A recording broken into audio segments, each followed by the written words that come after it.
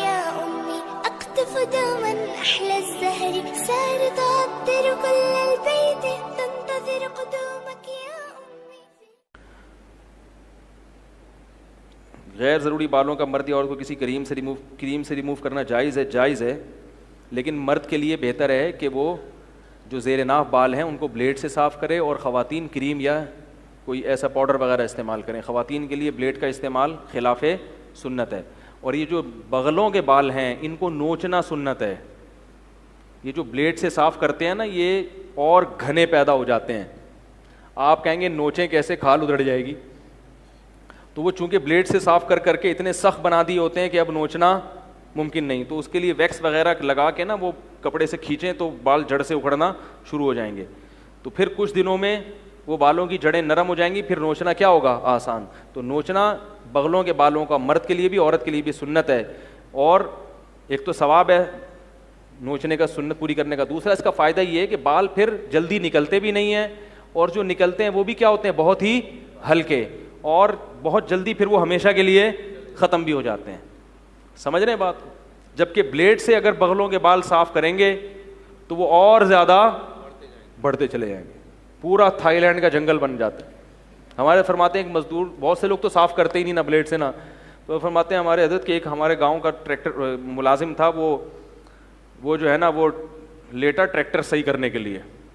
تو حضرت تو بہت ہی نفیس تھے نا صفائی میں, میں نے صفائی کی ان کی قصہ, ان کی حضرت کی نظر پڑ گئی اس کی بغلوں پہ, بہت پریشان. فرمایا ایسا لگ رہا تھا کہ جوئیں اور کھٹمل کبڈی کھیل رہے ہیں. ٹھیک ہے, تو پورے تھائی لینڈ کے جنگل بن جاتے ہیں. تو صفائی کیا کرو اللہ کے بندو, بہت ضروری ہے یہ. ہمارے والد صاحب کا انتقال ہو چکا ہے جبکہ ہماری دادی حیات ہیں. ہم پر اپنی دادی کی کفالت کی کیا ذمہ داری ہے جبکہ 2 چچا بھی حیات ہیں؟ سب سے پہلے تو چچا پہ ذمہ داری ہے, پوتوں پہ اس کے بعد ہے. لیکن چچا اپنی ذمہ داری پوری نہیں کر رہے تو پوتے کر لیں, دادی ماں کی جگہ ہوتی ہے. بلکہ ہونا تو یہ چاہیے چچا پوری کر بھی رہے ہوں پھر بولے نہیں ہم جب ہیں تو چچا آپ نہیں, ابا نہیں ہے یا اماں نہیں ہے تو ان کی اماں تو ہے نا.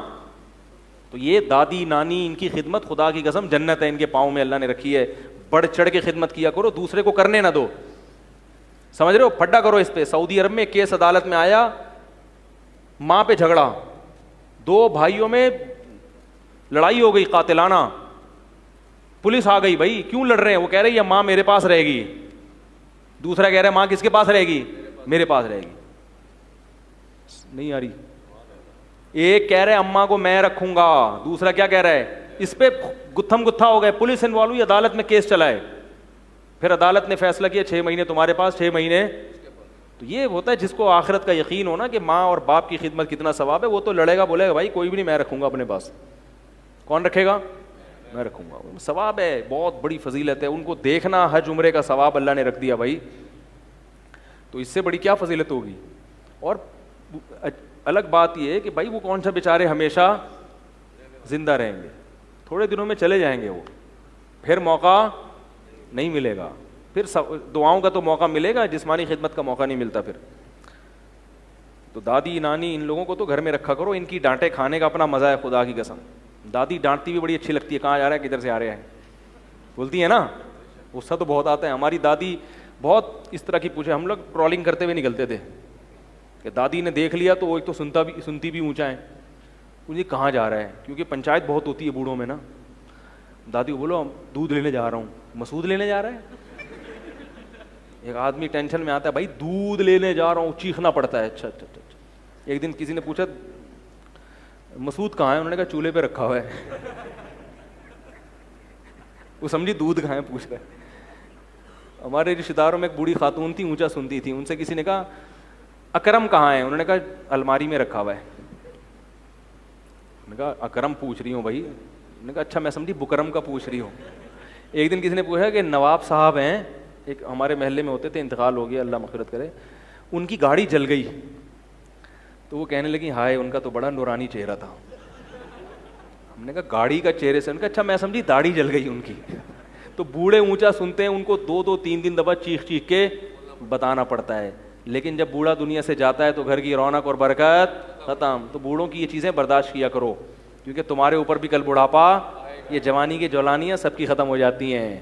کمر سب کی جھک جاتی ہے, دانت مسکرانے کے لیے ادھار لینے پڑتے ہیں دانت کے. بھائی آج جتنے اداکار ہیں نا جو بوڑھے ہو گئے ہیں, یہ باقاعدہ 32 لوگوں سے ادھار لے کے آتے ہیں, یار آج فلاں جگہ خطاب کرنا ہے, تھوڑا سا ایک بتی مل جائے گی, کرائے پہ مل جائے گی. صحیح ہے نا, تو ایسا ہوتا ہے. اللہ اللہ اللہ اللہ اللہ